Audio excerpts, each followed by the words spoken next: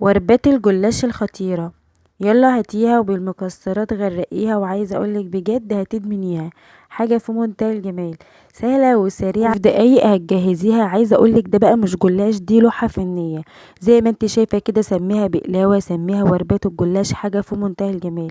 لو انت عندك عزومة في رمضان، صدقيني كل اللي يدوقها هيطلبها منك من خطرتها وجمالها.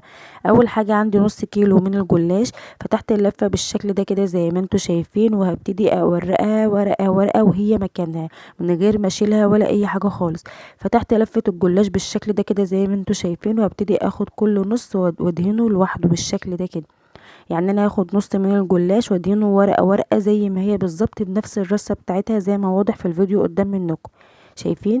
هدهنه ورقة ورقة وهي محطوطة مكانها بالشكل ده كده، لحد ما اوصل لاخر ورقة وهي الورقة الاولانية. بعد كده بقى هبتدي اتنيه تانية بالشكل ده كده، بعد ما سقيت